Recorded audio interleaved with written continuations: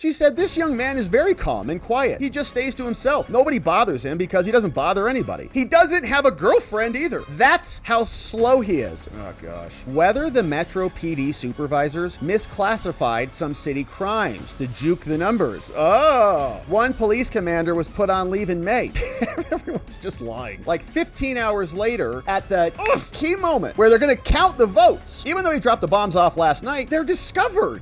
Right at the most perfect time to deviate all of the resources away from the Capitol. The pipe bomb hoax is now smashed, courtesy of the family. The alleged pipe bomber, Brian Cole Jr., has been arrested. He's in federal custody, and the media came out hog wild. As soon as this was announced, they said the FBI sat down with him, and guess what? He thought the election was stolen, just like the rest of the maggots. And he's also somebody who admitted to it. He had a confession that he did it. All the things. And we have a lot of questions about a confession. Of course, you know that there are things like coerced confessions. And if you happen to be somebody who is of the mindset and you're under interrogation and you are what your family might describe as an autistic, recluse, computer nerd, then maybe you won't have the mental fortitude to not confess to something, or something you say might be interpreted as a confession when it's not, because you've been in there under pressure for 4 hours. I don't want to be in a meeting with anybody for 4 hours. I think many of you can relate to that. It's like, all right, I'll admit to anything as long as we can just end this meeting and I can get the hell out of here. So January 6th, pipe bomb suspect, according to the family, is an autistic, recluse computer nerd, is not a Trump supporter at all. But you saw the headlines like this one that were being smeared around all over the interwebs all weekend long by MS Now and others. They say, "The pipe bomb suspect confesses." Wow, that's real convenient, nice and easy, and has expressed support for Trump. Even better. Wow, how convenient for them. But the FBI isn't sure what motivated the suspect, all right, and why he planted the bombs. Now, who wrote this article? As usual, not one journalist writes an article anymore. It takes 3 of them because they're so dumb now. But Ken Delanian is the guy who is at the title, at the helm of the article. And he said the man charged with the planting of these bombs, he says that he believed that Trump won the election, according to 2 people familiar with the interview, whoever they happen to be, more anonymous sources, which is Fusion Ken's entire MO. Brian Cole Jr. was arrested on Thursday, has been criminally charged, we know. Investigators found social media posts. They appeared to express anarchist leanings. The family's going to respond to all this in a minute and smash it, complicating their efforts to determine a clear motive. They can never figure it out. Somebody tries to shoot Trump and kill him. They're like, why did he do it? We don't know. It's very hard for them. But they found no evidence that he colluded with militant organizations or with any Trump supporters, or how about any intelligence officials or what? The FBI has not publicly revealed a motive. Yes, of course. And it's not clear what it was. They're seeking to keep Cole detained. He wore a prison jumpsuit, was joined in the courtroom by several family members, and we've got quotes from them riddled in the rest of these articles from inside the courts. Cole's arrest on Thursday ended a long search, and it was very convenient after that other suspect was identified, according to private sources. Prior to his appointment by Trump, Bongino and others said that they were going to get after this, and Bongino has made his statements and all the other things. Yeah, a previous article of this, a version of this, incorrectly stated that the suspect told the FBI he leaned towards anarchist ideologies. FBI agents found social media posts suggesting he embraced anarchist ideologies. Okay, so this is where I think a lot of where the source originated. This guy confesses. It's easy. Open and shut case. Don't know any of the context around the confession. Don't know how long he was in there. Don't know if it was a coerced confession. Don't know if he's mentally functional enough to have a sophisticated conversation about any of this. And once that story dropped at MS Now, then we saw it got picked up. Then CNBC and the rest of the fake news just took it and regurgitated it constantly. The J6 pipe bomb suspect, Brian Cole, confessed, said he supports Trump and has anarchist views. That's according to MS Now. And as we criticize here all the time, they're just not that creative. So then Kevin Bruniger, he woke up and he's like, oh, I hate my job. I hate my life. I work for CNBC. I'm a reporter, journalist, whatever, so-called. I'm miserable. I don't want to write anything. So he just goes over to MS Now and just copy and paste their articles, throws it into ChatGPT, says, can you just rewrite this a little bit for me? It's like, sure, happy to do it. Does it, spits it out. He copies and pastes it, drops it right over on CNBC. Then he said the same thing. Now, again, it's setting up a media narrative. They're trying to get ahead of the story. It's MAGA, just like the rest of MAGA. While in custody, Cole confessed to helping plant the pipe bombs. He did, which did not detonate. 2 sources familiar with the interview told CNBC. Did they confirm it? No, they just stole it from MS Now, which I don't even know if they're I mean, they're probably, co-owners or co-mingled or whatever. It's just like, did you vet this on your own, or are you literally just copy and pasting? Literally just copy and pasting. So Pam Bondi was talking about this too, but then the family came out and said, totally ridiculous. Okay, this guy's an autistic, recluse computer nerd. He's not a Trump supporter, not political at all, lives in his mother's basement. The 30-year-old Virginia man accused of planting the pipe bombs is an autistic autistic recluse and a, quote, computer nerd who has no party affiliation, his grandma told the Daily Mail on Friday. Now, he confessed, according to MS Now, and they told us that he's a Trump supporter who holds anarchist views, according to MS Now, Fusion Ken. But Loretta, his grandmother, a named source, said Cole has no party affiliation and never votes at all. Rather, he keeps to himself. He lives in his mother's basement in Woodbridge, Virginia. He's been grieving the loss of his chihuahua while working on data entry jobs for his family's bail bond business company. A clip of that I've got coming up when they had Ben Crump represent the dad. He's not politically affiliated with anything, the grandma told the Daily Mail during an interview at her home. They went out there to Gainesville. He has no social media contacts. He's never online going back and forth with politics or anything like that. He says he doesn't like either party. She says he's borderline autistic, she added. He's slow. He may be 30, but he's got the mind of a 16-year-old. That's why we're thinking, the family, what the hell? What's going on? And this is an interesting point. If he really is of that mindset, does he have the capacity here to be a part and a party to this prosecution? Like, they may say you're 30 years old, but can you read, write? Do you understand the basics of what's happening here? And then maybe do an assessment, right? Have him go meet with some psychologists, and then they can do an assessment for competency. If this is a real thing, like, we validate that in the law. You can't just prosecute insane people. Like, do you have any idea what's happening here? They're like, no, but you're like, well, you're going to jail forever. Well, I think George Washington murdered him, or something, like somebody's crazy. So you can validate that. But also, if this is true, and he's like 16, he's 30, and he is somehow simultaneously borderline autistic, reclusive computer nerd who lives in his basement, who's barely functional, basically like a 16-year-old, how is he able to evade the FBI for 5 years? How is he able to create 2 physical devices that should be filled with forensic evidence? I mean, he had these things around his property for years. Apparently, he was buying materials before the election even occurred. They referenced us all the way back to like 19 and 20. He's been buying these materials forever. So they're sitting around. They must be gobbling up DNA, sitting in his basement somewhere. So was there any way that they could forensically, validate these devices, just check to see if there's any forensic evidence that ties it back to him? Because he's a 16-year-old autistic kid. Or was he like Mastermind, who was sealing and wiping off and sanitizing all of the devices to delete any possible traces back to him, which would be an interesting thing for an autistic 16-year-old-ish kind of guy to be doing. But she said, and this is grandma and families, I can't believe it. I can't believe he did that. She said FBI agents swooped in to search her office on the southern outskirts of Washington, D.C. on Thursday. Same day they arrested the grandson. She said her son, Brian Cole Sr., had a message passed to her son at his arraignment on Friday, saying here in the message, grandma told the Daily Mail, we were told that the main thing he's very upset about is that he disappointed us, that he got locked up. We told him, we're out here. We're going to make sure that this thing's taken care of, says grandma. She said, we're terrified. They say they've got all this evidence. Whatever happened, we've still got to fight it. We have to figure out what to do. Man, good grandma. She said she had no idea her grandson may have been gathering parts for months to build the bombs from area businesses, stored them in the home, then allegedly tried to carry out a terrorist attack. She says Cole was charged with laying explosives outside the DNC and the RNC. Grandma said she does not believe the charges. She said this young man is very calm and quiet. He just stays to himself. Nobody bothers him because he doesn't bother anybody. He doesn't have a girlfriend either. That's how slow he is. Oh gosh. He's just off in a little world of his own. He stays downstairs and he used to be with his dog all the time. Yeah, I was a single man for, a while before I was married. I didn't have a girlfriend either, but grandma's right. I am a little slow. That's why everything is so messed up with us, because he's a good kid, she said. If you knew him, you would say that he couldn't have done it. And if he did, it was just him trying. See, there's like, if he did, she's like, okay, well, maybe it was a positive. Well, it's just him trying to prove a point or whatever. Still can't do that. He probably doesn't even know the magnitude of what he's done if he did it. Here's a screenshot from artist rendering of the court proceeding. Very short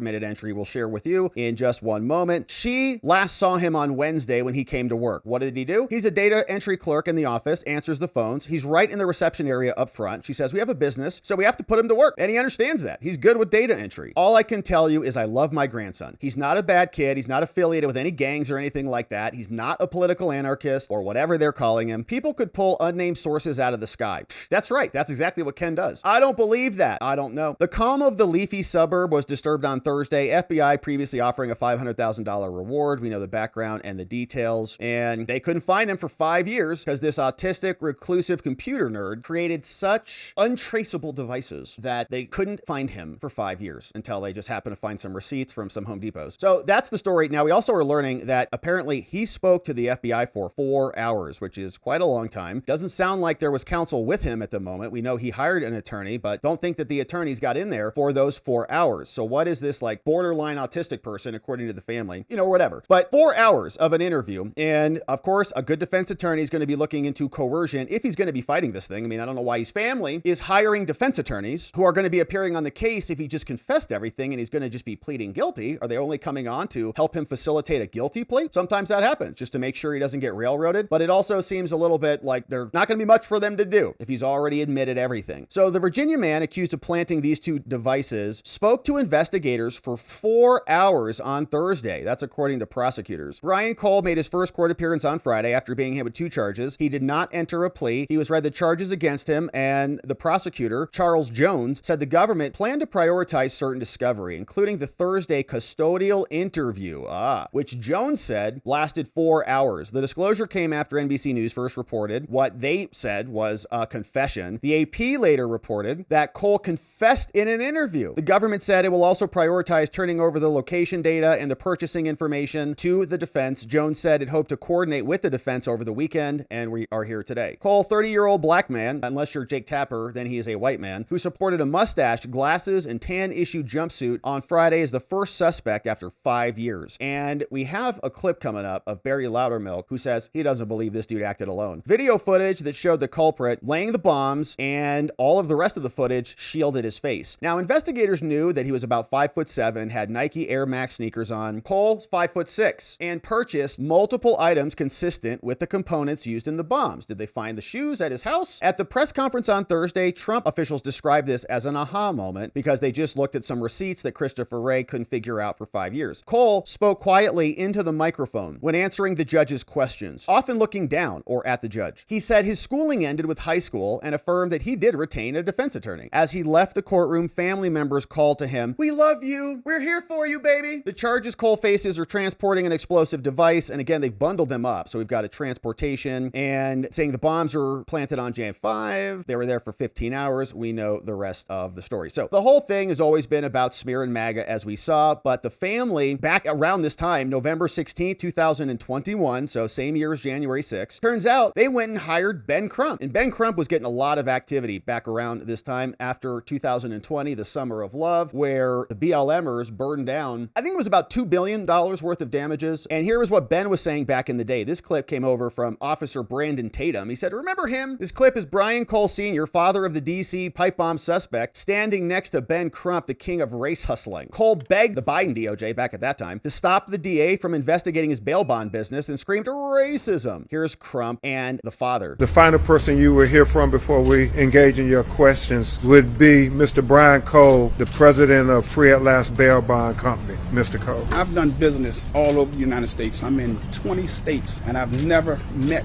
the opposition that I've met with Zimmerman coming after our company the way he has. He's defamed me. He's called my insurance company. He's, went above and beyond, going to other jurisdictions, defaming me and Mr. Holmes. I've never seen this before, and we hope that the Department of Justice can come in and do a brief investigation, because what we see and what we've seen is a lot of questionable acts that Mr. Zimmerman has demonstrated towards minority-owned companies. So please, I just hope they would come in and investigate and look at his actions on what he's done towards, minority-owned companies. All right, so Ben Crump is not like a right-wing attorney. It's not like Rudy Giuliani or Sidney Powell over there or something like that. That's Ben Crump, and that is Brian Cole Sr., the father of the alleged pipe bomber out there. And again, I think this is continuing to smash the fake narrative that's been put forward by Fusion Ken, who says that he was MAGA or something like that. Doesn't make any sense at all. But in addition to this, we have more. So the president was asked about this today, and the question, of course, about Jocelyn Ballentine, the prosecutor who prosecuted Enrique Tarrio and the Proud Boys, came up today from the Oval Office. Very short answer from the president, but a great question from Kara Castronova from Lindell TV. Honestly, they asked some of the best questions of the entire press corps, and here is what came out today. Entertain. I'm Kara from Lindell TV, Kara Castronova, and I'm not fake news, just so you know. And everybody's talking about the pipe bomber over the weekend, the suspect that was taken into custody. I reported on Biden's kangaroo court for 4 years, and this is an important question to me. Everyone knows that J6 was a Fed's direction to set you and your supporters up. So my question is, what's your gut instinct about the new pipe bomber suspect taken into custody? Does your instinct tell you that he acted alone? And also, Mr. President, how do you feel about the lead prosecutor on the pipe bomber case? Jocelyn Ballentine is the same prosecutor that allegedly asked the J6er to lie to frame you for J6 when you did nothing wrong. What are your thoughts? Well, thank you. I really appreciate that question. It's sort of a statement, and I appreciate it very much. Jocelyn is being looked at. They all have to be looked at. that what they're doing is so bad. This was a whole Democrat hoax. The whole thing was a Democrat hoax, and it's all being looked at. I appreciate that. All right, would have liked a little bit more on that one because it was good to hear that he's at least knowing the name, Jocelyn Ballantyne. Yeah, we're looking into them. We're looking into all of them, which is good news. And something else interesting happened. The chief of the DC police is now resigning. She is now 2.5 years on the job. Crime is down, but things are getting tense over there. This is not the Capitol Hill Police, so this is DC Metro Police. And of course, they're responsible for a lot of security in the district. Now, it's a quick turn for the DC police chief. She's gone. Somebody was there 9 years before, 4 years on the job for her. Some residents are upset that they're cooperating with ICE. But meanwhile, both the DOJ and the House Republicans are investigating whether the Metro PD supervisors misclassified some city crimes to juke the numbers. Oh, one police commander was put on leave in May. Everyone's just lying. What the hell's going on? I, as the chief of police, never would ever say to anyone to alter stats. I would never, but I'm resigning. I'm leaving immediately.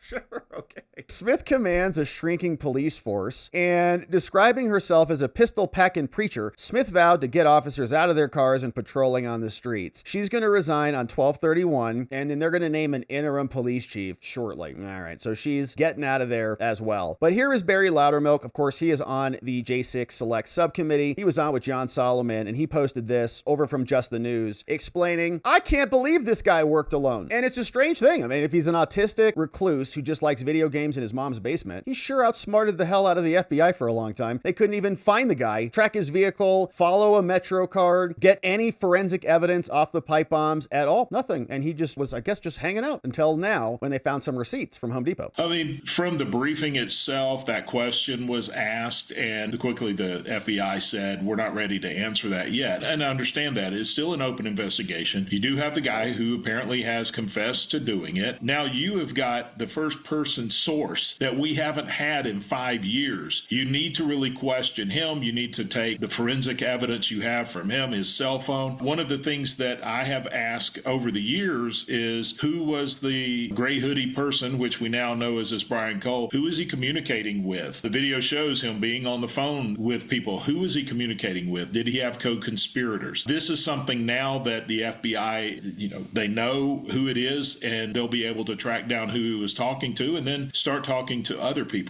And it's also interesting for somebody who is so apolitical, according to the family, who is making these pipe bombs for a long period of time, assembling the components from all these different shopping trips, and then suddenly decides January 6th, going to be a great day to just walk around and drop them off, knowing that they're not going to explode, right? Because it's only a 60-minute timer. So if he wanted them to go off on January 5th, then he, actually designed the right bomb for him, but the timer would have gone off within an hour of dropping the bombs off, right, on January 5th. So he didn't do that. So conveniently then, the bombs just kind of laid in wait. They were just kind of dropped off by some autistic kid. And then strangely, he leaves like 15 hours later at the key moment where they're going to count the votes. Even though he dropped the bombs off last night, they're discovered.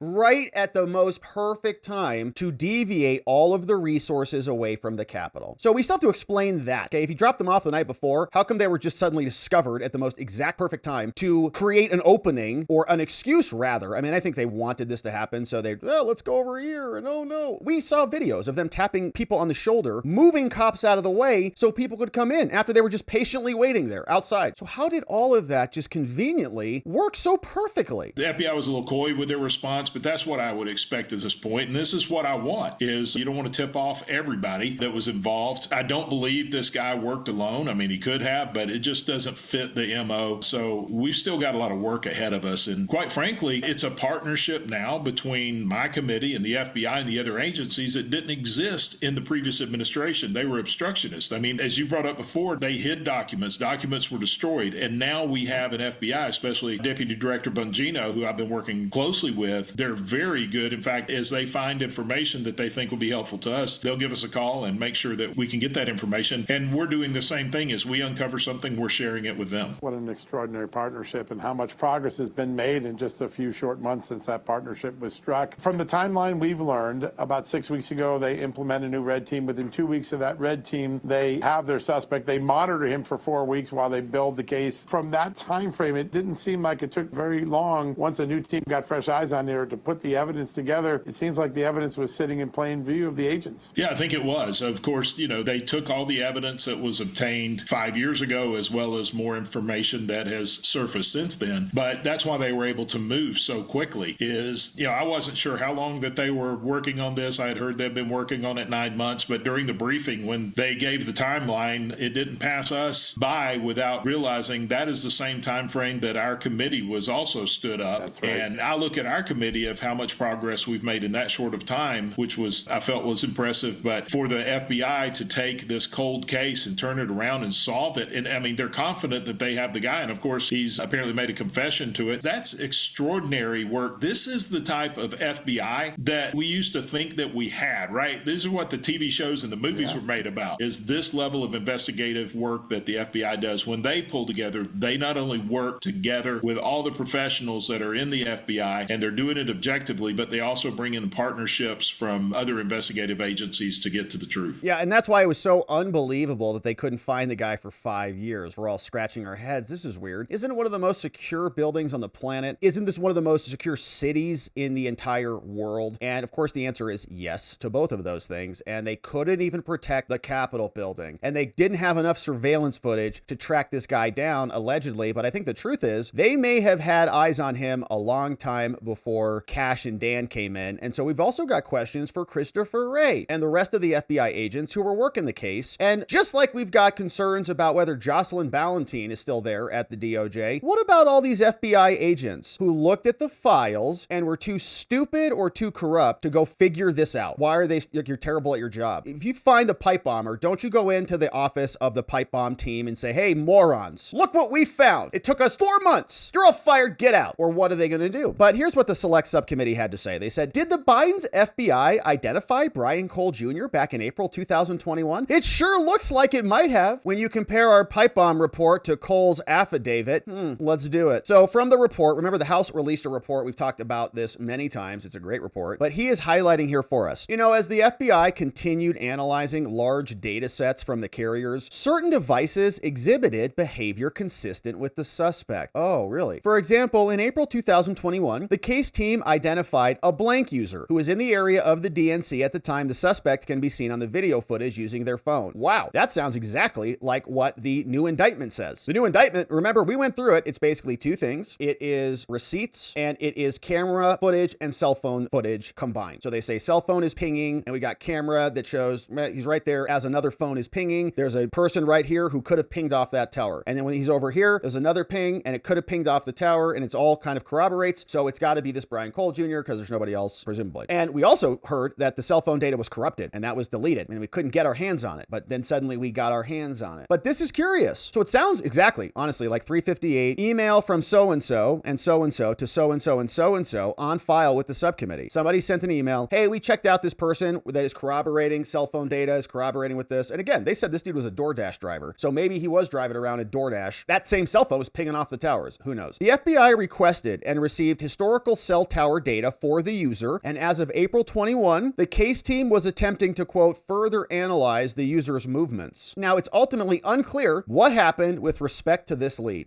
Sounds like maybe it's him. Other memos, other things that are on record. So that is what the House report said. They investigated it. They looks like they got somebody who they're following around. And then the actual criminal complaint said provider records showed that Cole's cell phone connected with the provider's cell phone towers, consistent with his cell phone being in the area of the RNC and the DNC on J5. Sounds like exactly what the FBI was reporting in the prior report. The Cole cell phone engaged in approximately 7 data session transactions with provider towers between 7:39 and 8:24. The historical cell site data shows the specific tower for each of the transactions, along with the sector of the tower that engaged in the transactions. There are 7 of them. So phone is pinging, Facebook's downloading, whatever. 7:39, 7:44, 7:59, 8:14, 8:23, 8:24. And they say that if you combine those two things, that's enough probable cause to go get an arrest warrant. They did that. Now they've raided his house. So they presumably have access to a lot more data. We'll be here to continue to cover it, my friends. Thanks for subscribing and joining as we do.